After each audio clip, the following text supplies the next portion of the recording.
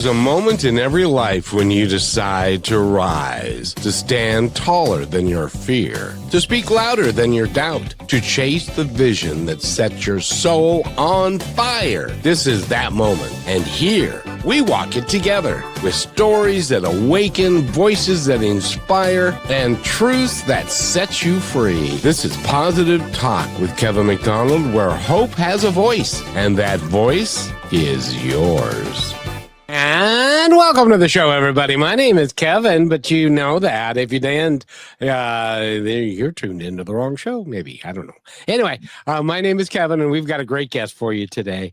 Her name is Meghan Walsh. I can even say her name. We were joking about that at the beginning, and I have to tell you, she is a positive psychological practitioner. She's a holistic leadership coach.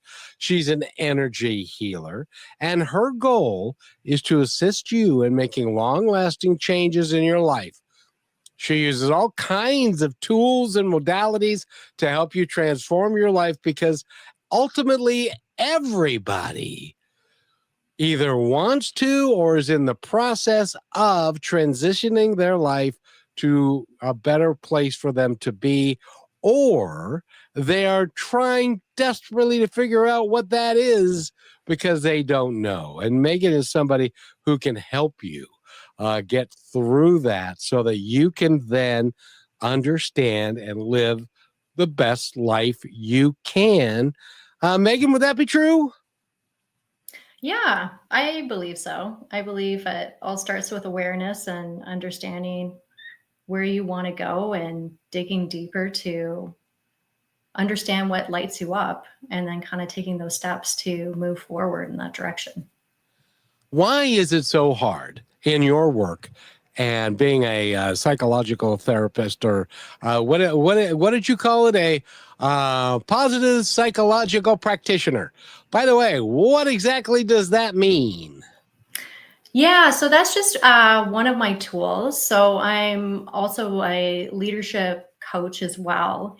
And I take modalities from positive psychology, from druidism, energy healing, and shamanism, because it creates like that holistic viewpoint where we tend to look outside of ourselves for a lot of these things. And I did that for many years. And I realized it didn't actually make me happy. I went through this cycle of like, oh, do this and this will make you happy. Do this and this will make you happy. Where when we can start to understand from a psychological standpoint, for even positive psychology, we can actually do things that can help bring more meaning into our life. But we have to start with that inner work. And a lot of us weren't taught to do that to begin with. So that's where I work with people to understand what like really lights them up. And that's part of the reason why I wrote my book, Rare Birds Dare to Break from the Flock and Find Your Purpose, was to give people practical tools to do that. And positive psychology has a huge portion of that, because when we start moving ourselves in meaningful ways, we start to bring more meaning and more positivity within our life. You know, it's amazing to me that so many of us look for external things to make us happy.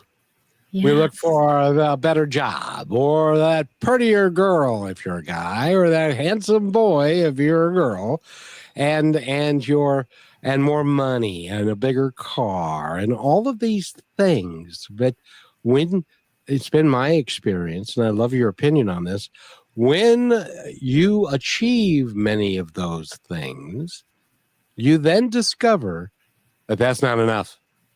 I'm not happy yet. What's going to take to make me happy? Is that kind of a common thing?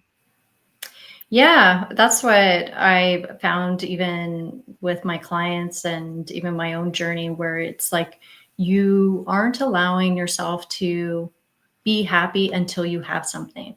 And a lot of, because my background's in marketing too, when I was in the corporate world, is they always want more things. It's like this is their ideal life, and buy this car because it will make you happy, buy more stuff. And it's this consumerism of more and more and more. And the irony is, it's when we start pulling back the layers within ourselves and start to release some of these perceptions of how we think that we are going to gain happiness. And part of the reason of my journey is I kept going for the promotion, and it would be happy for a day, and then I would just feel this emptiness inside. And that's kind of like, I feel like a clue or an inkling, because I help people tap into their intuition as well, is when you have that kind of like in the back of your mind, that like emptiness, that something's missing, that you're meant to do something more. And that's where, when you start that kind of inner journey of really understanding what lights you up, and then taking all of your different experiences, you can start finding this hidden path that can help you bring more meaning and more fulfillment into your life. I have to tell you, and this is going to be one of the coolest conversations that I've had on this show in a long time. But because I want to tell you, there was a time, I was the district sales manager of a food company. I had 11 reports. I had the company car. I had the wife. I had the kids. I had the dog. I had the cat, and all of that stuff in the house and all of those things. And I wasn't really particularly happy. And so I couldn't figure out what it was that was going to make me happy. And the response I got from other people was, oh, just make a little bit more money, or just do something that I'd say, well, what am I going to do? And they said, well, I don't know. You got to, figure it out. You can figure. And it was one of those things that I didn't have a clue until I started going down a path of letting go and understanding that what had happened up to that point wasn't going to define me or limit me in what I could do. I still had no idea what that was going to be until one day, and tell me if this is true for you and the people you work with. One day I got an inkling from somebody else who was going through the same classes and the same spiritual stuff and the same things that I was doing. And he said, we should do a television show. Thought never even crossed my mind. And I said, well, we can't do TV, but I'd been a disc jockey when I was young, and I had been an actor and stuff. And I thought, well, maybe we could do, I don't know, maybe we could do radio. And so I looked into it and found out that we could. That one sentence that he said culminated in Meghan being on my show 23 years later. And I've done 2,500 interviews and all of that because of that. But I had no idea going into it. And then things just kind of lined up, moment by moment, act by act, thing by thing, to get me to where I am here. Am I normal? Is that how it works, or is that really weird? No, that's kind of how it works. Through like all that, when you start to really come off of autopilot and start to become very aware of everything that's going on, the conversations, you start to realize that coincidences are actually synchronicities. So I believe that, we are here to learn certain lessons, and we are here to, have this kind of pathway where it lights up our soul. But we have to find it first, because when we come here, we kind of forget what that is. And that's the whole journey and all the lessons that we learn. And, what I found on my path, and you speak to anyone who's been kind of on this journey, it's not easy. I would not say it's it is a hard journey to look in the mirror and like start pulling back all those layers. But you do realize that once you start walking this path that's aligned with you, you start to meet the people that are meant to help you. And that's when it's very important to start paying attention, because you might be thinking of something that you want to do, and then someone says something that's completely in alignment with that. And that's kind of like your next step to kind of like lean into that. So it's very much, you don't need to know the whole direction of where you're going. You just start to need to take like a conscious step towards it.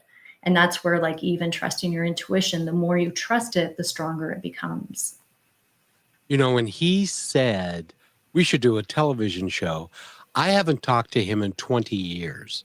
It's like my philosophy is he came into my life specifically because I didn't know him for very long, just for like, because he was dating a really good friend of ours.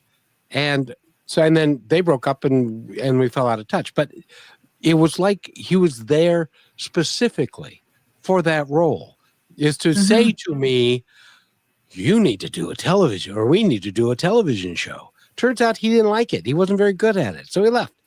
And then, and then, so I started doing the show on a station in Tacoma, KLAY, a couple of days a week. And my boss, the general sales manager of the food company I was working for, which was U.S. Food Service at the time, said, I hear you're doing a radio show. And I said, well, yeah. And he said, well, you're a district sales manager for this company. You can't do that. And I said, why not? And he said, because you're a district sales manager for this company. You can't do that. And so then he got notice a week later that here was Alliant Food Service at that time, that they were being bought by U.S. Food Service, which was a company out of Portland. Then I did not want to work for those people. And because they were going to close the branch and move stuff to Portland. And so it was a natural way for me to then say, okay, I'm not going to do this. So I was doing the show 2 days a week. And then I call out of the blue, I call KKNW 1150 AM in Seattle and say, are you a block programming station? And she said, oddly enough, we are a CNN affiliate and we do CNN news. But at the first of the year, which was 3 weeks away, we are changing our format to a block programming format so you can buy the time if you want to. And I mean, it was like synchronicity upon synchronicity upon synchronicity, and it just all lined up in a perfect way. Because, and that's when I discovered, in talking to people and spiritual people and all kinds of different folks, that's when I discovered that that was my mission. That's why I'm here. And that's what I was here to do. I didn't know any of it. I had no inkling. It wasn't like I sat on a rock and said, I think I'm going to do this. I think I'm going to go do this. I think I know what it was like it just lined up and it just happened. And it had it's continued that way ever since. And I'm so lucky to have this. And I only wish that it'd have been a hell of a lot easier if I had someone like Meghan to help me walk through some of this stuff, because I had to stumble through it the whole time. But these things just kept on lining up. It was amazing. Is that normal? It is when you kind of like embrace the process of it. But the thing is, it's like you have to be a willing participant. And that's where a lot of people can get stuck, is that, they stay in the job too long, which I did too. And it became very toxic. And this is what in, spirituality, they would call tower moments. And if you've seen in the tarot deck, it's essentially a tower that's being struck by lightning and people are like falling out of like the windows. It's not like, when people get it, they're like, this doesn't look like a good card to me. I'm like, It's one of these things where it's like things get shook up, and they come out of nowhere. So this is where, you might lose your job, or you have health issues, or you're going through these different things that can kind of happen a lot, or you can lose someone that you love and you're going through grief. And all these different things happen because when like you get into these spaces, it's allowing you to start like releasing what is no longer serving you, like the things that we're holding on to like really tightly. And for me, when I was in that role for too long, and it was just, I knew I was meant to leave, but I was just too afraid to do it, or it was like, I'm staying out of loyalty. And there's so many people I know that are kind of in this space where they're in these toxic environments, but they just feel like I have the golden handcuffs, like I can't leave. And, you know, one of the things I talk about in my book is that, you know, safety is an illusion. Like you might be like, oh no, I'm safe, I'm good. It's like, you can lose your job like you could lose it tomorrow. Like it's an illusion that we have no options and we can't see a way out. And that's what the tarot card comes into play, of like those tower moments, because it's usually through these like really hard things that we go through. Because like that year I also went through cervical cancer. I got they rejected me multiple times for short-term disability. And I had been with this company for a very long time. And it was just all these different things that came up. Like we had just bought a house, and I had to do my own healing journey to really take a step back and be like, this isn't where I'm supposed to be anymore. So I preface by saying that because, you know, when we go through these really dark moments, you will see the sun again. And that was a catalyst to write my book. So like these very hard moments that come out of it, you can see the light again because you learn the lessons, you go through it, you release what you don't know, like no longer serving you. And then you start to see the light on your path once again. And because of that, Megan, a couple of things. We've got Samuel, who I want to play this comment from him, but we'll do that after the break because you just triggered something in me, and I want to play this. It's called A Point to Ponder, and I love your opinion on it. We're talking with Meghan Walsh. She is a spiritual counselor and a coach and just a really talented, energetic, dynamic person. And we'll be right back in, 30 seconds. So stay with us. Here's another Point to Ponder by Positive Talk Radio. After the longest night, the sun rose again. It painted the sky with colors no one had seen before. That's how life works. Darkness never lasts forever. No matter how long the night feels, your sunrise will come. Hold on. Light always finds its way back. You're listening to Positive Talk Radio, where stories of hope live. And welcome back to Positive Talk with Kevin McDonald, and Meghan Walsh is with us. Meghan, what do you think of that?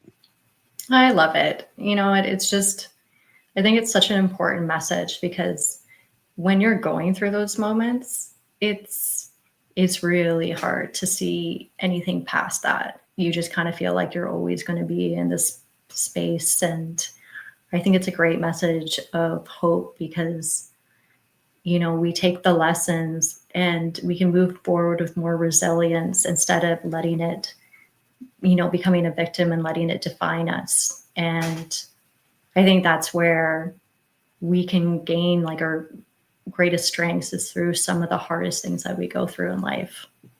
Exactly. And I want to, we have a gentleman. He's got a program in Kenya. He feeds children. And he also is developing a school. His name is Samuel. And greetings, Brother Kevin and Sister Brichelle. Brichelle is under the weather today, but to guest Meghan Walsh, we're listening and watching. 25 or 30 people are in a room of a big screen TV, and they're watching the show. And he says, Kenya's the second largest slum in the world. It's our favorite show, which sharpens our plans and connects us to different friends around the world. We're right now 20 of us sitting watching this show. God bless you, Kevin and Brichelle. You May you live longer so that you can continue to bring this favorite program, Positive Talk radio show, to the air. And I promise I'm not going anywhere. But isn't that cool? Oh, that's beautiful. And That's amazing. and that, Meghan, I just have to tell you, is the type of impact that I was telling somebody earlier today that years ago it was a vision and a passion of one, and that was just Mhm. me. And now there are thousands, if not millions, of people listening around the world. And this message that we are bringing to them is so vitally important to every living soul on this planet, because I believe we all have a purpose. We all came here for a reason. And it's our job to play little mini detective and figure out what that reason is, isn't it? Oh, yeah. That's the greatest part of life, is the discovery, right? Oh, yeah. And discovering who we are is a big deal. Let's talk about Meghan. Now, you were in the corporate world for a long time, and then you had, was it an epiphany, a moment in time, or was it a gradual transition that took you to where you are now? It was definitely a long journey. I knew I was meant to do something different, so that's why I started dabbling into these different spiritual paths, and my intuition actually started to open up quite a bit as well. Yet there was still a lot of vagueness around how I was going to make an impact. So I did a lot of training, and I was doing this kind of on the side, like I was doing some retreats and stuff while I was still in the corporate world, but I didn't really take the plunge because it was kind of like, oh, well, when I'm ready. And that's the tower moments where they push you off the cliff and they're like, you're ready. Well, and a lot of people around you were saying, "Oh, Meg, you got a good job. You should stay where you're at. You want to do what and strike out on your own? Are you sure? Are you going to make any money?" You know what I mean? All of Yeah. those Yeah. negativities that Yeah. they hit us with under the guise of, "I'm only trying to protect you, dear." Yeah. Yeah, exactly. And And it's interesting too, on the flip side, when you talk about synchronicities, paying attention when people tell you that you should do things. So I had people tell me for a long time, they're like, have you ever thought about coaching? And it was like, no, I don't think that's really for me. And it was something that kept on coming up. So that's also a synchronicity too, when people are like, you're really good at this. Have you thought about doing this? And usually that's when our like imposter syndrome comes in, and it'll be like, no, I like, it's like when people can't also take compliments and they're like, yeah, no, this is where you kind of lean into it and you're like, oh, okay, like maybe I'll look into that. Cause like when you start looking into things like you did, those doors open up quicker. You just brought up something that I now remember. I'd totally forgotten the number of times I would be talking to somebody on the telephone, and they said, you have got a great voice for radio. I was thinking the same thing. And I never took it serious. Like, oh, yeah, I know. But as it turns out, that has been an asset for me. Yeah. And but it's amazing because the universe gives us hints and hints, and then eventually they say, all right, enough with the hinting stuff, we're now going to take it seriously. Yeah, yeah, and that's the cool thing about the universe, is that you can ask for confirmations and they just keep coming if you pay attention. And that's one of and as a coach, how do you help people learn how to pay attention? There's different practices that you can do, but one of the best ones that you can do it's called like a grounding practice. And the thing is like when you do these practices consistently, it helps you to come off of autopilot. So do you want me to do it quickly with you? Yes, please. Okay. And So everybody who's listening. That would be yes, great. as long as you're not driving a car, because close your eyes. So be Exactly. safe. Exactly. But I want you to close your eyes. You start taking some deep breaths in through your nose, out through your mouth. And just feel yourself sinking deeper into the chair, wherever you're seated. And I want you to feel the floor on your feet. And I want you to start to visualize roots coming out of your feet and going into the ground. And this is where you can use all of your senses, so you can smell the earth as it goes deeper into the center of the earth. I want you to feel it going through the soil, through the crystals, feel these roots going deep, deep until it hits the center where there's an abundance of energy. And as you breathe in, I want you to visualize these roots going into this energy, all the energy that you'll ever need. And I want you to breathe in and see this light coming up through the soil, through the rocks, through the crystals. And every time you breathe in, I want you to see this light coming up. I want you to see it going into your feet and see this light. And you might feel like a warm tingling as you feel this light going through your legs, going up through your stomach, your heart, your throat, up through your head. And I want you to visualize them as tree branches going up into the sky and connecting with the sky. And as you breathe in, I want you to exhale and see this light coming back down through the tree branches, through your head, through your throat and your heart, your stomach. Every time you exhale, it's like going down the legs and going back down into the center of the earth. And just start to feel this rhythm of this light circulating through your body, releasing any tensions, any blockages. And just feel how you are right now, being suspended between the earth and the sky.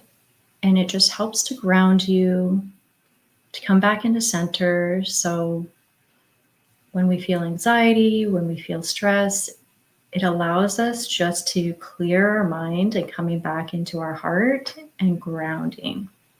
And this is one of the fundamental things that I teach, that to be self-aware and to continue to come back, knowing and doing this practice keeps you rooted. So when these really high pressure situations come in, it gives you clarity just to come back into center. That is is such an important exercise. I encourage everybody to do that. I don't know if you guys felt it, but I felt tingling. I did. I was tingling. And so if you pay attention, but grounding is so important for us to, because Meghan, things happen. And you can be going along great and having a wonderful day, and then you get a phone call. Yes. And the phone call, for lack of a better word, sucks. Or you hear something that maybe it's somebody was in an accident, or you get a health scare, or something else comes up. And you need to, it would be beneficial. I don't say need. I try to stay away from that word. But it would be beneficial for you to have a grounding exercise so that you can then do that rather than be in despair. Does that make sense? Mm-hmm. Yeah, it does. And it's a great practice when you're kind of idle. Like I do it, say if I'm at Dollarama and there's this massive lineup and I'm like, I just want to get out of here. And I just do that practice. And I find like the lineup will actually go faster. Like I'm just like, okay, I'm not stressing to get out of here anymore. Or where like there's a lot of people, because I can be highly sensitive around a lot of people. And interesting enough, I actually did this when I was at, it wasn't a festival, but it's kind of like they have like this art walk. So there's so many people. And I started doing this grounding, but like creating almost like this bubble of light. And I found like people would just move out of my way as I'm going. I'm like, this is great. Well, there are little things that the universe gives us. As an Yeah. example, Yeah. if you finding the right parking space, I'm sure that's happened to you. Yeah, well, my mother actually has a spirit guide that she calls Finnegan to find a parking spot, and I'm not gonna lie, it works. I actually I called on Finnegan today, and there was a parking spot right there. I'd see, and, Yeah. and that's kind of how it works. We're talking with Meghan Walsh, and when we come back from this halftime break, I want to talk about your writing and your book and everything that you're doing because it is so needed right now, and there is, in my opinion, we are on the beginning of an enlightened period, but we have to go through a bunch of, shall I say, muck to get Mhm. there first. And I want to ask you if you agree with that. But we need to take this break and we'll be right back. Meghan Walsh is with us. The only other thing that we have to talk about is Fearless Lotus, which is the name of your website. And we've got to talk about what a lotus is as well, because there are some people who have no earthly idea. Isn't that a plant or something? Well, it's a very special one with a deep significance. And we'll be right back. You're listening to Brushwood Media Network, the best in syndicated talk, news, and entertainment shows. Are you looking for your daily dose of inspiration? Stay connected to all your favorite shows, music, and news with the Brushwood Media Network app. From Positive Talk Radio to Greatest Vibes Unplugged and so many more uplifting voices around the world, everything you need is right in one place. It's easy to use, too. Always available and designed to keep you inspired 24 hours a day. Go to brushwoodmedianetwork.com and download the app, and you will always have Brushwood Media available on your smartphone. Download it now and make inspiration and music and conversation part of your everyday. And welcome back, everybody. We are talking with Meghan Walsh. She is an amazing human being, I must say. And you go to her website, which is fearlesslotus.com. Okay, somebody's asking me, so I'll ask you, what is a lotus? So a lotus flower actually blooms on top of the water.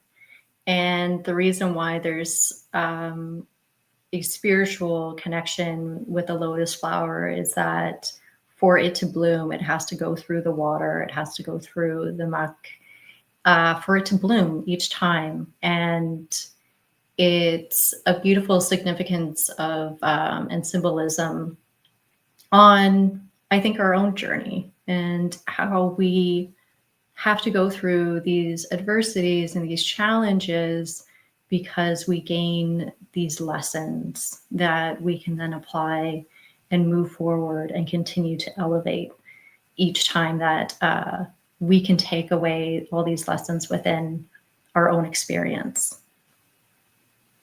Now, I want to ask your opinion on this because there are people who are saying, okay, so what experiences and what am I learning and all that? And isn't it a matter of remembering what you already know, but that you came here and forgot on purpose so that you could have a fresh beginning and redo the experience in the manner and desire that you choose to? And if you remembered the past lives, everything like that, then it would taint your experience here. So we're here to learn everything fresh, which is why you're remembering things as you go along, which sometimes makes it seem really easy, doesn't it? Yeah, it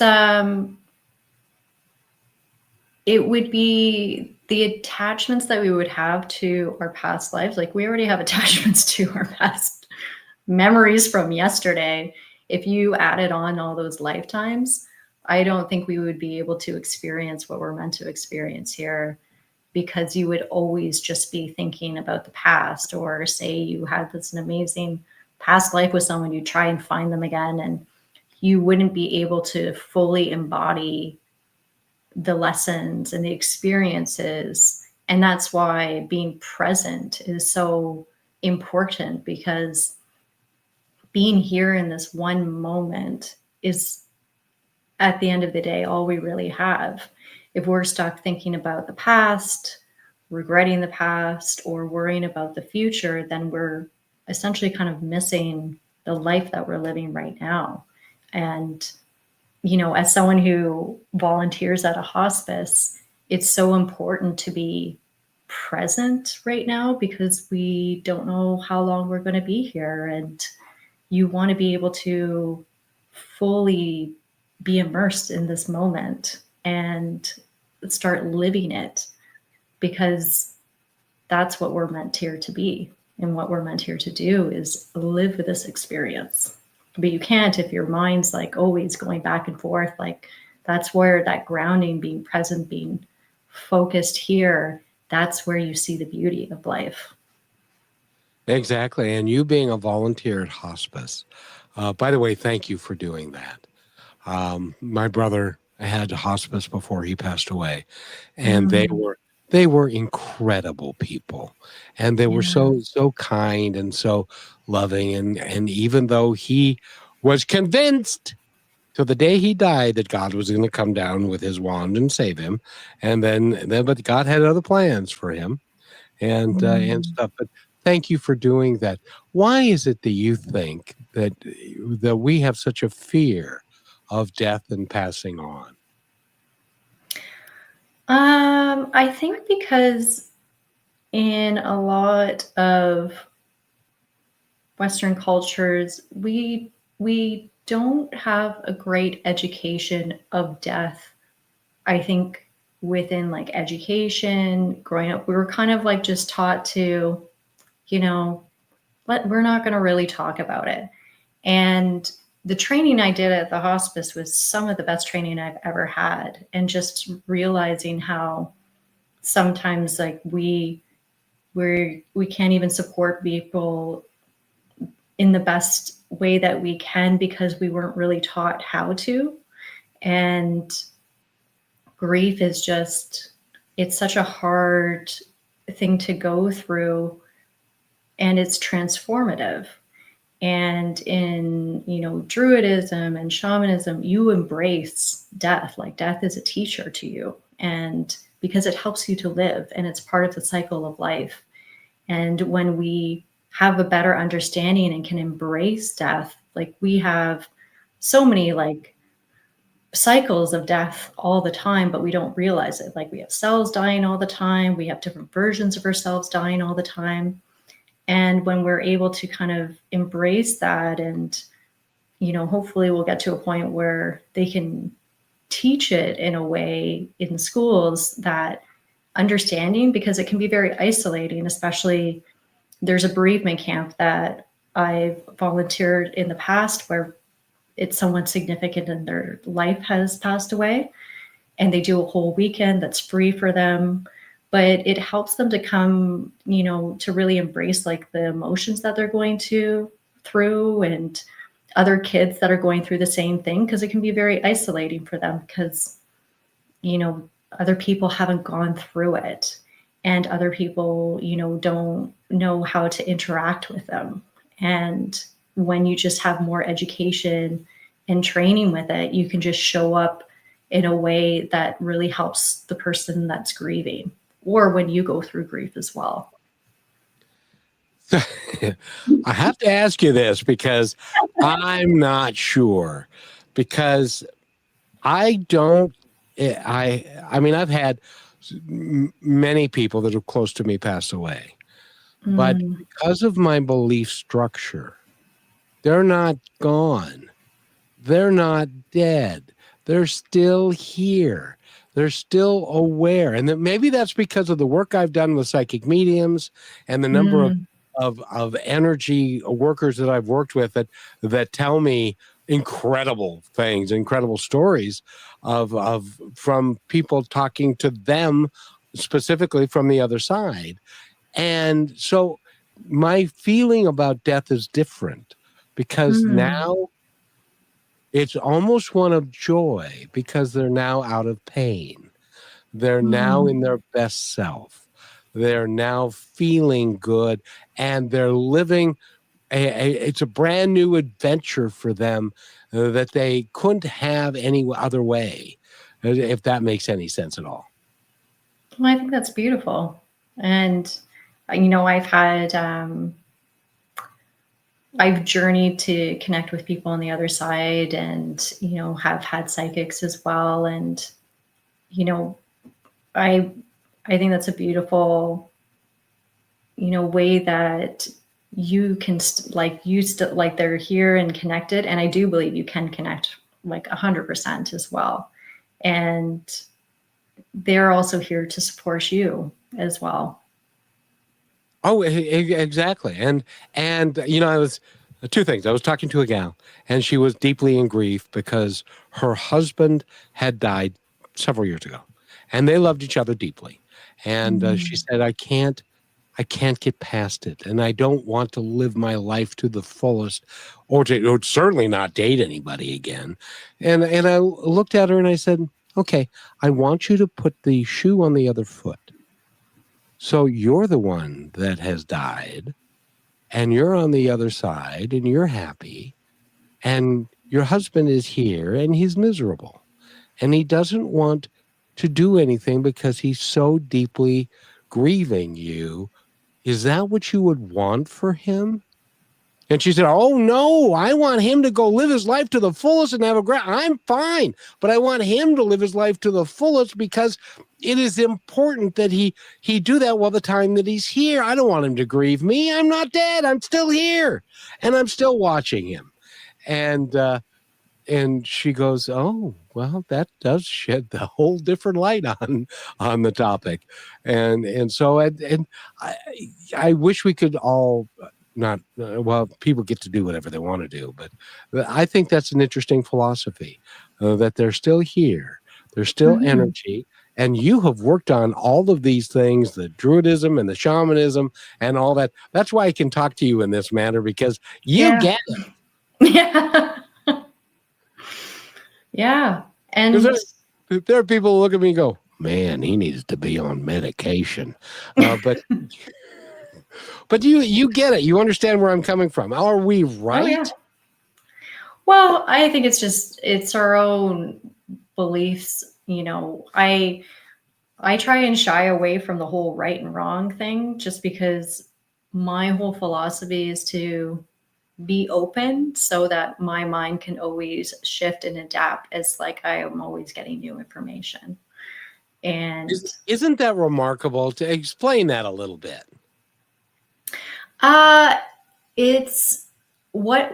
think it's because of like my whole, for many, many years, I believed in nothing. Like, didn't believe in an afterlife, didn't believe in God, didn't believe in anything at all. And then it was kind of like one day my intuition started opening up, and I did start seeing things. And I did start seeing like a whole different world that I hadn't seen before. So that catalyst was kind of my philosophy, to always continually be open to new experiences and to be open to different perspectives, and to see how things can shift and change, because I feel like our minds are so good at trying to put things in buckets of like right and wrong, like this is good, this is bad.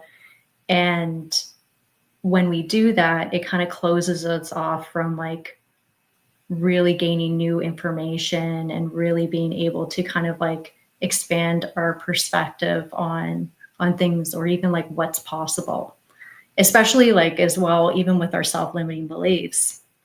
They really put like a ceiling around what we understand that is of possibilities, and it can limit our potential as well.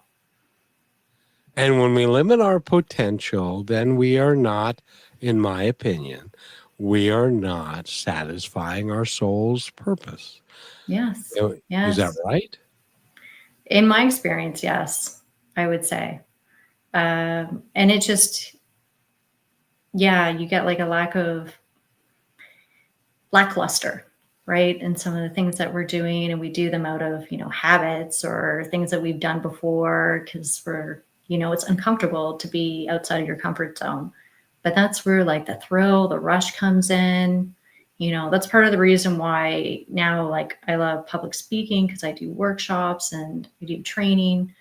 And when I was younger, I hated it. It's like, oh, I don't want to be in front of a group. And, I had bad experiences like doing those things. But when I leaned into it, to me, it's like I have a fear of heights, but I love roller coasters. So it's like, it's kind of like that, where it's like, it's just this rush, like when you're like facing your fear. And that's the same for me when I do like public speaking, because it's like there's that fear for a moment, and then it's like you lean into it, and it's just like this rush of energy that you get. It's amazing. And by the way, yeah, I think you'd make a great public speaker. Oh, And thank you.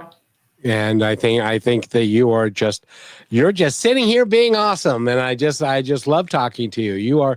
You're exceptional. We need to take our final break, and then we will be back. Oh, let's see. I know what I think I'm going to play. I know. I'll play this, and we'll be right back. Love. War and freedom collide in The Girl of Many Crowns. Judith of Francia's story will take you from the heart of royal courts to the chaos of Viking invasions. It's a tale of resilience and courage that proves history is not just written by kings, but by women who dared to choose their own path. The Girl of Many Crowns is available now on Amazon Books, Kindle, Amazon Audiobooks, Barnes & Noble, Kobo, and Book Baby Bookshop. Don't just read history, experience it. Order your copy today. And welcome back, everybody, to Positive Talk. By the way, if you're an author and you would like a short like that or a commercial like that, you gotta talk to me, because we can do that kind of stuff. So, but in any event, Meghan Walsh is with us. And Meghan, I have enjoyed our conversation immensely, but I want to make sure that we have plenty of time for you to talk about your book and all the things that you're doing and how you are working to help humanity. Oh, that's a lot. Yeah. Well, we got 10 minutes, so let's go. Yeah, so my book recently came out last week. It hit Amazon bestselling #1. So hold on. That.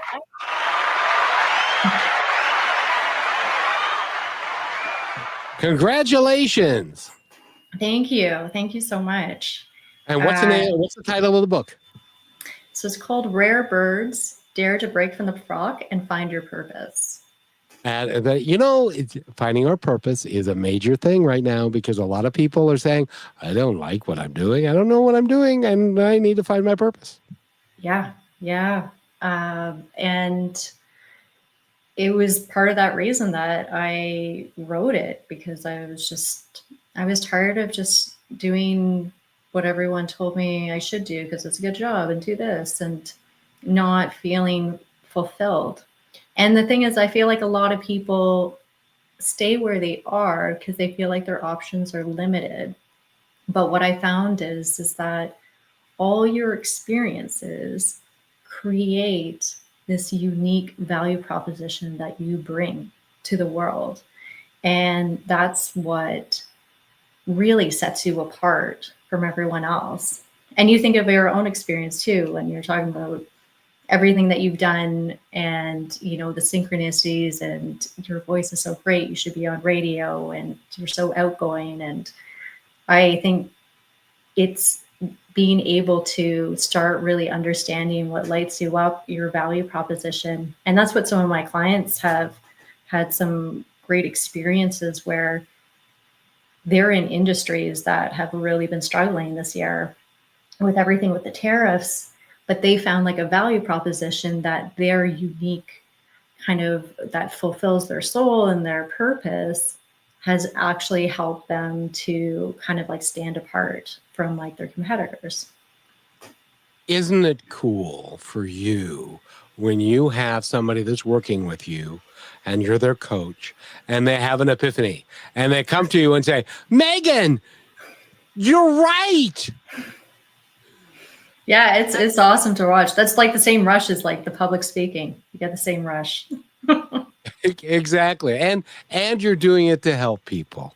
So that people can, and you're doing it, and the book and everything that you're doing, the hospice work, you're doing it because I believe that you were born to be of service. Does that make sense?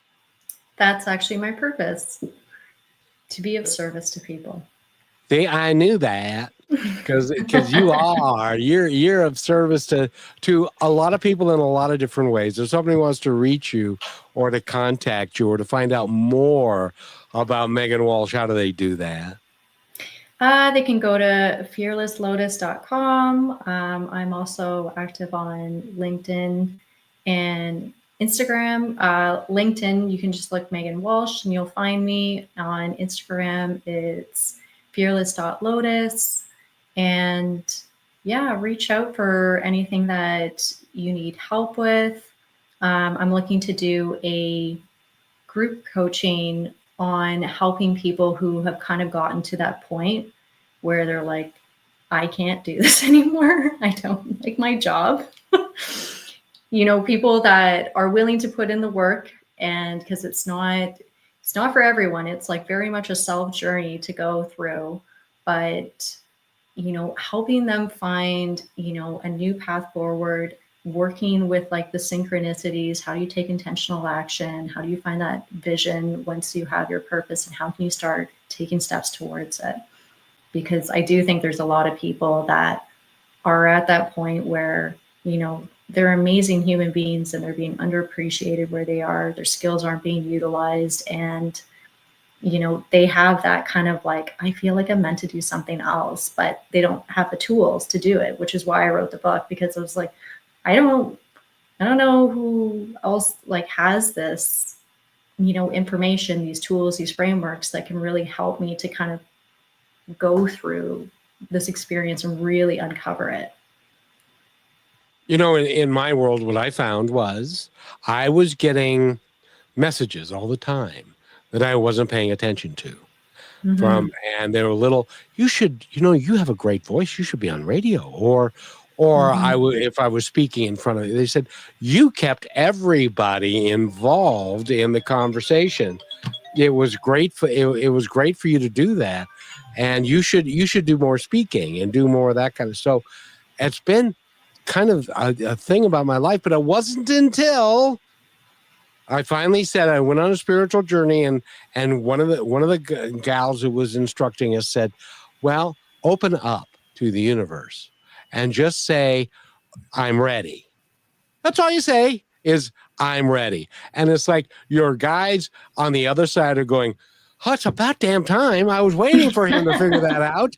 And it took him 42 years to figure out, okay, now we can go to work. And then they roll out the schematic and they start planning, and they start planning synchronicity upon synchronicity. And and that person needs to go away. And then we'll bring this person in. You know what I mean? Yeah. Yeah. But the key is you have to start taking, and they don't have to be big, jumps or leaps. It's like, just start taking like one small step. Get that intuitive message. And that's another thing too, like, where you have that epiphany and you're like, oh my God, I should do this. And it's like that lightning bolt, that's your intuition. But then your mind tries to like walk you back and like, oh, I can't do that. Oh, what do people say? That's where you like write it down. You're like, I'm going to take one small action towards this before you allow your mind to try and like talk you out of it. And those are some of the best things that, you can just have really cool experiences. I don't know how they do this. I really honestly don't know how they do this, but I get messages through music. Me too. Like when you're listening to the lyrics. Yes. Yes. So I remember specifically, I was thinking about starting the radio show in Tacoma. And I was, oh, you've got so much on your plate and you're doing it. And I would listen on the radio. And are you familiar with the song "I Hope You Dance" by Leanne Womack? Probably. I'm really, really bad with names, but if I heard it, I'm sure I would. The basic premise of the song is, don't just settle. I hope you dance. Life is too important. I hope you get out and dance and do whatever your heart is telling you to do. Basically, Yeah. and so I would be sitting there. Oh no, you can't. And then that song would play. And it was like the universe was saying, okay, no, listen to this. Yeah. Yeah. It- That's it's what I'll if I hear like a certain song and I was like, oh, I feel like there's more, I'll actually look up the lyrics as it's playing. And then so my partner's like, what are you doing? I'm like, just looking up lyrics. It's like, why? I'm like, there's a message in here for me. It's there, and another song by Metallica. I don't know if you're familiar with Metallica. Oh yeah. Sandman. Yeah, very good, very good. And Nothing Else Matters.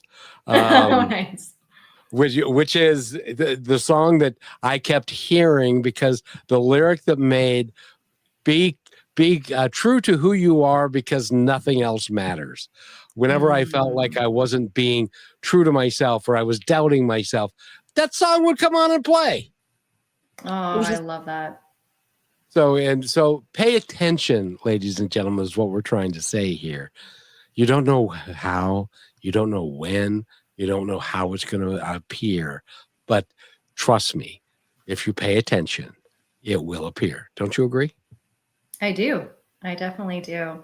And that's where, when you start to pay attention, you can have such cool experiences, and you start to when you start seeing all the connections and really paying attention, because we probably catch maybe 0.0001 of them. I'd be so when you start frustrated. paying attention, it's like 0.001 and you're like, whoa, what is happening? Exactly. It's crazy, but because I don't know if you've noticed, but we're a little dense sometimes. We're not not that enlightened. But, and by the way, and there's somebody out there going, well, speak for yourself, kid.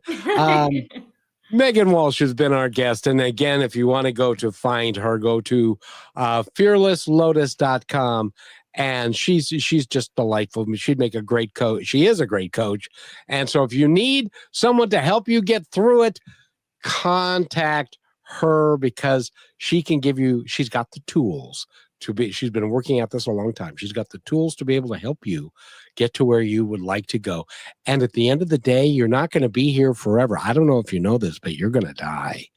And before you get there, I want you to be able to say on your last day, like there were some people when Megas were working in hospice, they could say, I've lived every day to the fullest that I could, and I have no regrets. And that's rare, isn't it? Mm-hmm. It is. And knowing that we have time now is so precious to really start taking, that action of where you want to go in life. Because you never know when that day is going to come. When my mom died, she played bridge on Wednesday. She went out to dinner on Thursday. She was supposed to go to a party on Saturday, and she didn't go to the party because she died on Friday in her bed reading the Bible. Really? Wow. Yeah. That was her deal that she did every day. She would go to sleep by reading the Bible. But when we found her, the Bible was open and next to her. And that's, the woman had a great life, and that's how she wanted to go. So guess what? She got to go that way. So Meghan Walsh, thank you so much for being here. Will you come back and see me? Of course. Anytime you want, Kevin. You are remarkable, and I really appreciate you. And there's so much more to talk about shamanism and druidism and all the things that you do, and energy work and chakras, and we've just begun. I think that's a song too. We've only Look up the lyrics. Exactly. Meghan, thank you so much for being here. Thank you so much for having me. It was a pleasure. Thank you for being part of Positive Talk with Kevin McDonald, where stories inspire and voices remind us of what truly matters. May today's conversation give you hope, courage, and a reason to keep moving forward. And just remember, till next time, be kind to one another because each other's all we've got.